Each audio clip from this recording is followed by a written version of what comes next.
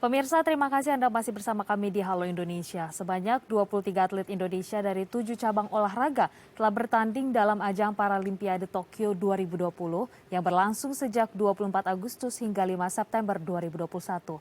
Berkat perjuangan di negeri Sakura, Jepang, atlet Paralimpiade Indonesia berhasil mengibarkan bendera merah putih di negeri Sakura, Jepang setelah meraih medali emas Paralimpiade pertama 41 tahun silam. Sebanyak 23 atlet Indonesia dari 7 cabang olahraga telah bertanding dalam ajang Paralimpiade Tokyo 2020 yang berlangsung sejak 24 Agustus hingga 5 September 2021. 7 cabang yang diikuti Indonesia pada tahun ini adalah badminton, atletik, renang, tenis meja, menembak, powerlifting, dan balap sepeda. Berkat perjuangannya di negeri Sakura, atlet Paralimpiade Indonesia berhasil meraih 9 medali.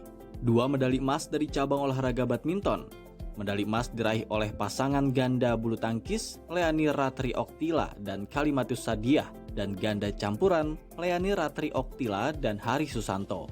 3 medali perak yang diraih oleh Deva Andri Musti cabang olahraga bulu tangkis tunggal putra, Leani Ratri Oktila bulu tangkis tunggal putri, dan powerlifting atau angkat besi dari Ninengah Widiasih, serta 4 perunggu yang diraih oleh Sabto Yoga Purnomo dari cabur para atletik, David Jacob dari para tenis meja, Freddy Setiawan dan Suryo Nugroho dari bulu tangkis tunggal putra.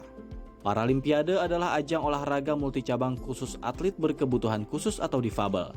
Medali emas yang diraih tahun ini merupakan medali emas pertama Paralimpiade sejak 41 tahun terakhir. Ya, dan untuk membahas lebih lanjut prestasi para atlet di ajang Paralimpiade Tokyo 2020 dan bagaimana mereka menorehkan sejarah dengan meraih emas setelah terakhir mendapatkan emas pertama di tahun 1980, kita akan langsung berbincang bersama Bapak Seni Marbun selaku Ketua Nasional Paralimpik Komite Indonesia. Selamat pagi, Pak Seni. Selamat pagi, Mbak. Selamat pagi. Luar biasa, ini patut kita apresiasi. 9 medali begitu ya akan dibawa pulang ke Indonesia. Bagaimana kemudian Pak Seni melihat juga tanggapan ini, antusiasme, euforia dari masyarakat seluruhnya mengapresiasi ini, bahkan ini di luar ekspektasi ya Pak, tadinya emang hanya membawa 5 kemudian sekarang membawa 9 medali bahkan. Ya, ini luar biasa ya, kita berterima kasih kepada Tuhan dulu yang jelas, karena ini semua kan izin Tuhan. Dan kita bisa berprestasi di Tokyo ini atas izin, atas doa seluruh masyarakat Indonesia dan Bapak Presiden juga tentunya. Baik, Pak Seni, kita lihat mungkin sudah 41 tahun ya akhirnya kita mendapatkan medali emas bahkan. Nah ini bagaimana sih kemudian persiapan untuk para atlet sendiri, kemudian kita melihat bahwa sekarang kan di masa pandemi COVID-19 ya, apa sih yang kemudian menjadi tantangan dan fokus dipersiapkan khususnya oleh Kemenpora dan juga NPC? Sebetulnya kalau pertama saya mau menanggapi COVID dulu ya. Kalau COVID itu sudah kita nggak usah kita bahas karena itu kan semuanya kena, dunia kena. Dan itu nggak perlu kita buat masalah. Okay. Yang kedua, persiapan ke Paralimpik Tokyo ini karena Menpora Zainuddin Amali itu memberi kelonggaran yang sangat luar biasa kepada NPC untuk mengikuti setiap single event di mancanegara untuk pengumpulan poin agar kita masuk ke Paralimpik Tokyo. Dan karena kelonggaran itulah sekarang kita bisa berangkat dengan jumlah 23 atlet. Itu mungkin Mbak. Dan kita juga dikasih kelonggaran untuk TC selama 1 tahun oleh Kementerian Olahraga Bapak Zainuddin Amali.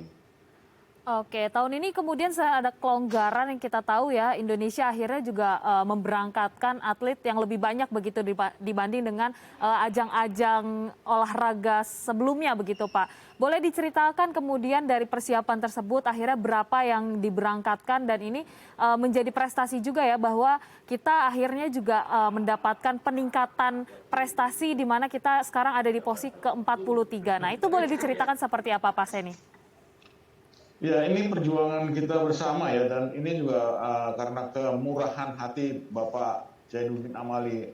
Bapak Zainuddin Amali itu orangnya memang benar-benar care ke olahraga ya. Bagaimana beliau mengarahkan kita untuk meraih prestasi sebanyak-banyak di Paralimpik. Dan beliau juga memberangkatkan kita ke setiap single event untuk pengumpulan poin agar kita bisa masuk ke Paralimpik. Dan sekarang kita udah masuk ke Paralimpik, tentunya kita berangkat ke Tokyo ini juga dengan restu seluruh masyarakat Indonesia dan dengan restu Bapak Presiden juga, akhirnya kita bisa mendapatkan prestasi yang sangat luar biasa ini, Mbak. Saya Ya, rasa sangat ini membanggakan ya, Pak. prestasi dari Tuhan ya. Mhm. Kita berterima kasih kepada Tuhan. Baik, ini kan akhirnya juga teman-teman para atlet ini kan bisa berjuang begitu ya, berangkat ke Tokyo. Apa kemudian motivasi yang diberikan begitu baik dari kemudian Bapak Menteri Olahraga ataupun Presiden ataupun jajaran terkait begitu sebelum berangkat akhirnya juga memotivasi teman-teman yang mendapatkan kesempatan untuk berjuang di Paralimpiade ini akhirnya tetap semangat begitu Pak meskipun di tengah keterbatasan. Gini Mbak, di era Bapak Presiden Jokowi, kita itu sudah sangat luar biasa ya. Bapak Presiden Jokowi lah yang berani, presiden satu-satunya yang berani menyetarkan kita dengan non-difabel. Satu itu. Dengan kemudahan itu yang diberikan Bapak Presiden, dan kita juga harus memberi apresiasi dong untuk kelonggaran itu untuk negara, guna mengharumkan nama bangsa dan negara. Itu tanggung jawab kita bersama sepertinya Mbak. Baik, karena ada semangat kesetaraan ya. Iya betul, kesetaraan itu tadi yang membuat kita lebih berbahagia dan lebih memaksimalkan apa yang kita punya.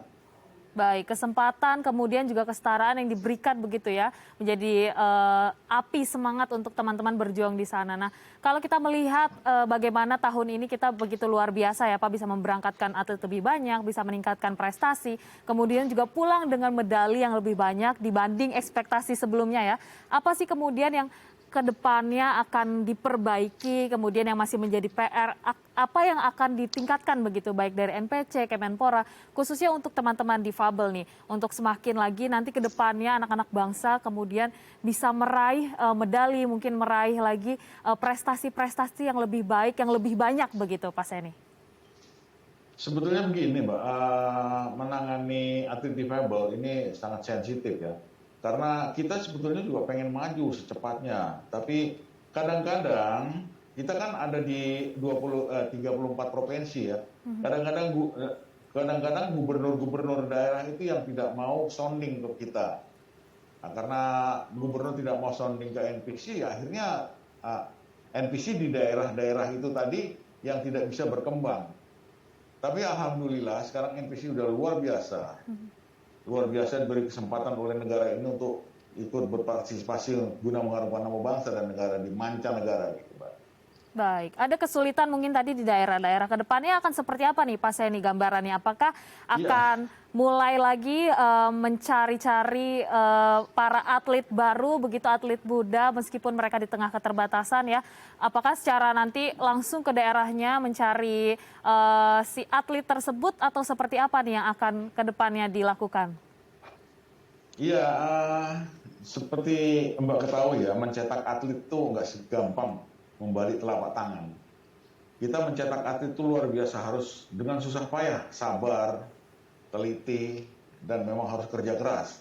Yang pertama itu. Yang kedua, bagaimana saya tadi mengutarakan, kalau di daerah, pemimpin daerahnya sama kita nggak care, kita nggak mungkin bisa ngapa-ngapain, Mbak. Karena olahraga itu kan butuh dana, butuh sentuhan-sentuhan dari pemimpin-pemimpin daerah. Itu yang sekarang masih handicap lah buat teman-teman kita yang di daerah, di grassroots NPC maksud saya.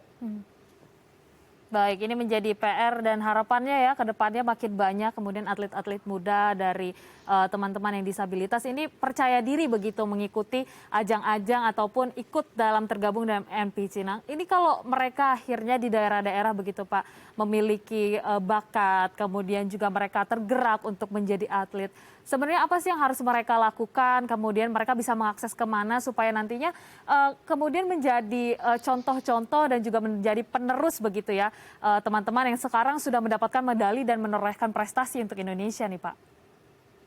Iya, yang itu jelas ya, menjadi contoh kepada saudara-saudara kami yang difabel di seluruh Indonesia, itu menjadi contoh. Tapi yang jelas yang saya ingin tekankan di sini, kita tidak mungkin bisa bergerak tanpa campur tangan pejabat-pejabat daerah di grassroots NPC di daerah-daerah. Kalau soal mencari atlet, kita bisa mencari atlet. tidak apa, dan mencari atlet tidak semudah mencari atlet yang non difabel. Karena orang difabel itu kadang-kadang kan disembunyikan orang tuanya, takut dibilang banyak dosa lah dan lain-lain, punya anak cacat gitu Mbak ya. Dan yang paling penting sebetulnya kebersamaan pejabat daerah kepada NPC, karena NPC itu ada di setiap daerah Mbak. Jadi di 34 provinsi itu NPC ada semua. Baik, itu tadi dia ya, harapannya memang ke depannya semakin banyak kemudian atlet-atlet yang juga dari teman-teman disabilitas ini bisa optimis begitu ya, mengikuti ajang-ajang yang luar biasa dan mengharumkan nama bangsa. Terima kasih Pak Seni telah hadir bersama kami. Hati-hati Pak untuk pulang dan salam untuk teman-teman atlet lainnya. Sehat selalu Pak Seni. Terima kasih. Ya, terima kasih Mbak. Sehat selalu. Baik, pemirsa jangan kemana-mana, usai jeda kita akan berbincang tentang peneliti muda ciptakan alat pendiagnosa COVID-19 berbasis AI. Tetap bersama kami di Halo Indonesia.